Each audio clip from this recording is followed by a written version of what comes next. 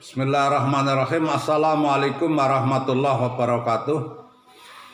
Alhamdulillah nahmaduhu wa nasta'inuhu wa nastaghfiruh wa na'udzu billahi min syururi anfusina wa sayyiati a'malina. May yahdihillahu fala mudhillalah wa may yudlil fala hadiyalah. Wa asyhadu an la ilaha illallah wahdahu la syarikalah wa asyhadu anna Muhammadan abduhu wa rasuluh. Raditu billahi rabba wa bil islami dina wa bi Muhammadin rasulah. Rabbi sidni ilma warzuqni fahma. Allahumma anfa'ni bima 'allamtani wa 'allimni ma yanfa'uni warzuqni ilman yanfa'uni. Saudara-saudaraku yang saya muliakan rahimakumullah, semoga Allah senantiasa melindungi kita dari musuh kita yaitu setan, sehingga kita bisa beribadah, beraktivitas dengan sebaik-baiknya, selamat dunia akhirat. Marilah kita memahami gambaran umum tentang musuh kita yaitu setan, dan juga nanti tentang strategi yang harus kita ketahui untuk menghadapi mereka. Sungguh Allah telah menyatakan dalam beberapa surat, beberapa ayat dalam Al-Quran bahwa setan adalah musuh yang paling nyata bagi kita.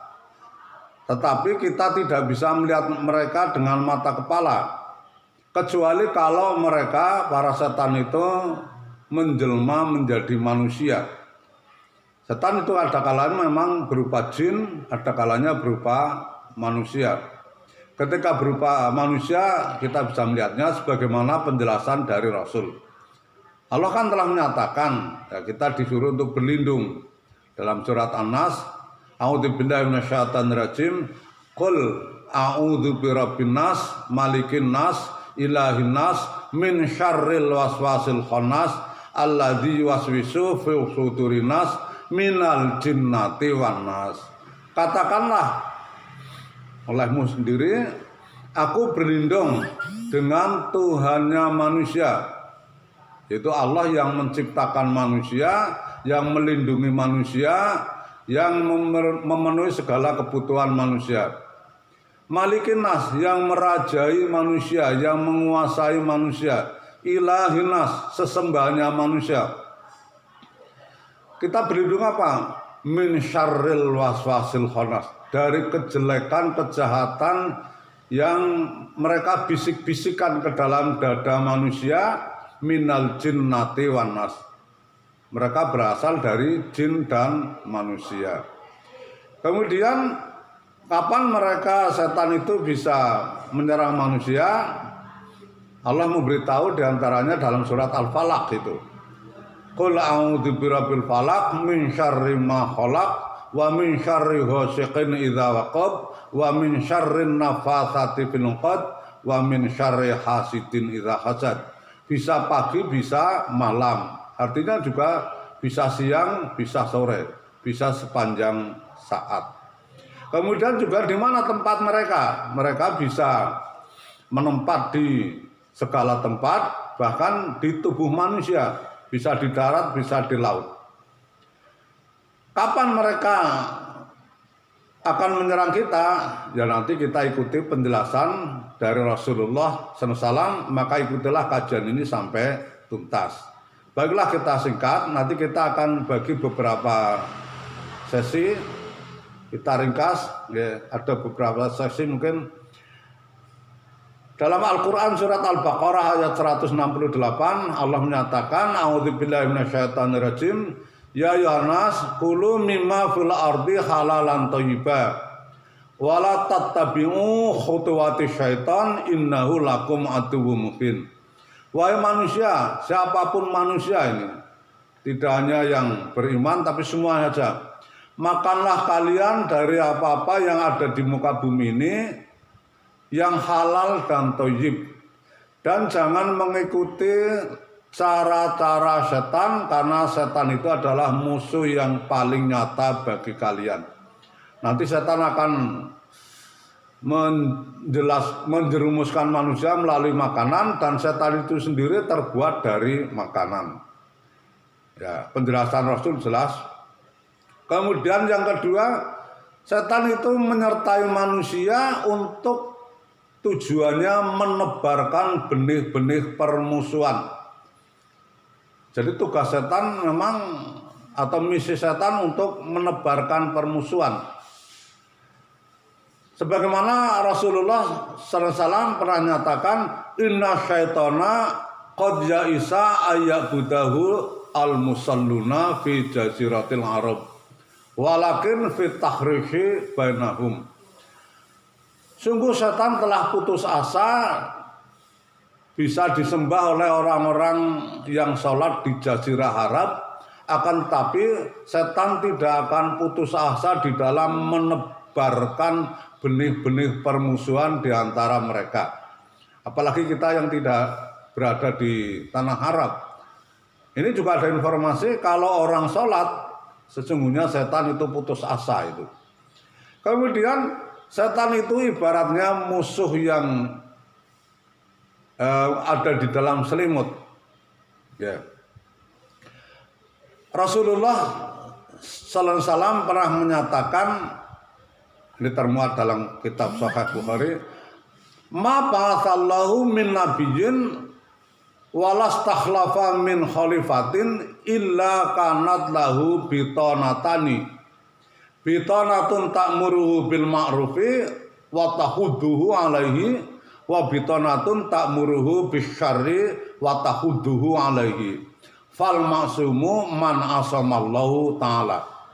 Tidaklah Allah mengutus seorang nabi dan tidak pula seorang khalifah di belakangnya kecuali padanya ada dua teman akrab, yaitu teman yang mengajak-ajak kepada kebaikan dan menganjurkannya, dan teman yang mengajak-ajak kepada kejelekan serta mendorong-dorong berbuat jelek. Adapun orang yang maksum adalah orang yang dijaga oleh Allah Ta'ala. Ini realitasnya sampai kapanpun ada orang yang gemar berbuat baik, beramal soleh, dan mengajak orang lain untuk beramal soleh, berbuat baik. Sebagaimana ada orang yang selalu cenderung berbuat jelek, berbuat jahat, malah mengajak-ajak orang lain ikut berbuat jahat. Ada yang dijaga, ada yang dibiarkan tersesat. Maka orang yang terjaga itulah orang yang nanti maksum. Pada hadis lain dalam Sahih Muslim, Rasulullah sallallahu alaihi wasallam mengatakan, ma minkum min ahadin illa wa qad wukila bihi qarinuhu minal jinni. Qalu wa iyyaka ya Rasulullah, qala wa iyaya illa annallaha a'anani alaihi fa aslama fala ya'muruni illa bi khairin. Rasul bersabda, tidak seorang pun di antara kalian kecuali telah diserahkan atau disertakan kepada kalian teman dekatnya, yaitu jin. Mereka bertanya kepada Rasul, apakah juga berlaku untuk panjenengan wahai Rasul? Beliau menjawab, iya, bersama saya juga ada. Hanya saja sungguh Allah telah menolongku sehingga jin itu tunduk lalu menyuruhku untuk berbuat kebaikan. Kemudian setan bisa melihat manusia, tetapi manusia tidak bisa melihat mereka. Sebagaimana Allah nyatakan di dalam surat Al-A'raf ayat ke-27, A'udzubillahi minasyaitonirrajim, ya bani Adam, la yaftinannakumus syaitanu kama akhraja abawaikum minal jannah yanzi'u anhuma libasahuma liyuriyahuma sawatihima innahu yarakum huwa wa qabiluhu min haitsu la tarawnahum inna ja'alna syayatina awliya'a lilladzina la yu'minun. Wahai anak Adam, jangan sekali-kali kamu dapat ditipu oleh setan sebagaimana setan telah mengeluarkan bapak ibu kalian dulu dari surga. Setan melepaskan pakaian keduanya untuk memperlihatkan auratnya. Sungguh setan dan pengikut-pengikutnya bisa melihat kalian dari tempat yang kalian tidak bisa melihat mereka. Sesungguhnya kami telah menjadikan setan-setan itu pemimpin-pemimpin bagi orang-orang yang tidak beriman. Untuk itu marilah kita ketahui sifat-sifat setan. Sungguh sifat setan itu sebenarnya setan sangat lemah sekali, nggak berdaya, sehingga kita nggak perlu takut. Sebagaimana Allah nyatakan dalam surat An-Nisa ayat yang ke-76. Alladzina amanu yuqatiluna fi sabilillah walladzina kafaru yuqatiluna fi sabilit tauhid faqatilu awliya asyaiton inna kaita syaitani kana dha'ifa. Orang-orang yang beriman, orang mukmin itu berperang di jalan Allah, sedangkan orang-orang kafir berperang di jalan tauhid, jalan setan. Sebab itu perangilah kawan-kawan setan, karena sesungguhnya tipu daya setan itu sangat lemah. Demikian untuk bagian pertama sebagai pengantar kita sampaikan. Untuk berikutnya insya Allah kita akan kaji tentang tempat tinggal setan, di mana setan berada. Kemudian waktu-waktu setan bergentayangan untuk menggoda, mengganggu manusia. Kemudian apa sebenarnya sasaran setan. Kemudian bagaimana cara setan mengganggu manusia dan bagaimana cara kita melawan setan. Sungguh ibarat kita menghadapi setan itu seperti dua orang yang bertinju. Yang satu matanya ditutup, yang satu lagi matanya terbuka lebar. Menurut logika manusia, orang yang matanya terbuka lebar itu menang ketika bertinju menghadapi orang yang matanya ditutup. Tetapi realitanya tidak begitu.